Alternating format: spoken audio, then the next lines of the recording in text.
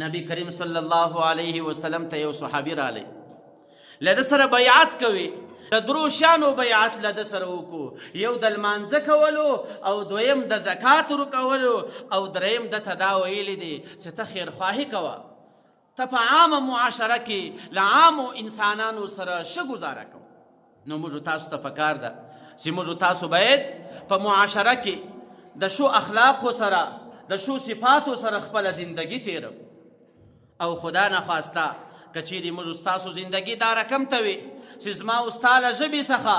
او زما او ستا له لاس او له پښو څخه یو همسایه او قریب یو عام مسلمان په تکلیف باندې وي، نو د الله رسول فرمایي اذا تصابت امتی سقطت من عین الله، چې کله په معاشره کې شکنځل عام سي، چې کله په معاشره کې و انسانانو ته د بل چا له ژبې څخه تکلیف رسیږي، د هغه له لاس او له پښې څخه تکلیف رسیږي، الله تعالی له هغې معاشرې څخه له هغه قومه څخه خپل رحمت پورته کوي. الله تعالی بیا د خپل رحمت په نظر باندې نه ورته ګوري. حضرت انس رضی الله عنه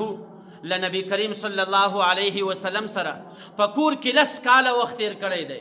10 کاله زندگی یې له ده سره تیره کړې ده. دی فرمایي چې نبی کریم صلی الله علیه وسلم وفرمایل که چیرې یو کس د یو انسان زړه ور خوشحاله کړي،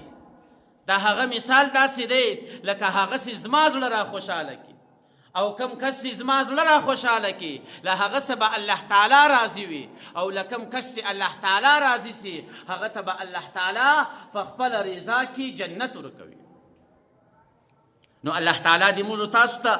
توفیق راکړي چې موږ تاسو په معاشره کې د عامو انسانانو سره ښه ګزاره وو. او په بل حدیث کې د الله رسول فرمایي که چیرې یو کس له یو مسلمان سره په سختو حالاتو کې ملګری سي، الله تعالی به وده ته د 10 اعتکافو ثواب ورکړي. اوس دا خبره نه ده معلومه چې د 10 اعتکافو څومره ثواب دی. د الله رسول په بل حدیث کې فرمایي که چیرې انسان یو اعتکاف وکړي، په یو اعتکاف باندې به الله تعالی د ده او د جهنم په مابینځ کې 3 خندقه فاصله راولي، او هغه یو خندق څومره دی؟ د هغه یو خندق فاصله دومره ده لکه مځکه او اسمان. نو په یو اعتکاف باندې الله تعالی انسان له جهنم څخه دومره اندازه لرې کوي لکه مځکه او اسمان 3 وارې. او که چیرې یو انسان ته د سختۍ په حالاتو کې د مشکلاتو په حالاتو کې ته له هغه سره کومک وکړې، د هغه مسلمان زړه ور خوشحاله کې،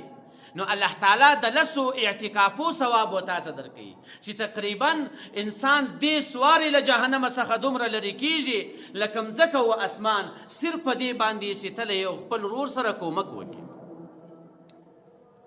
او محمد رسول الله په خپلو ټولو معجزاتو کې یوه معجزه هم نه ده ذکر کړې. د نبی کریم صلی الله علیه وسلم هره ورځ او هره شپه هره ګانټه معجزه بلل کېدله. د یوه معجزه د نبوت په اعلان کې نه ده پیش کړې، صرف دا معجزه یې پیش کړه چې زه د ښو اخلاقو خاوند یم. نو موږ تاسو ته هم پکار ده چې زموږ ستاسو له لاسه څخه زموږ ستاسو له ژبې څخه عام مسلمانان په تکلیف نه ځي.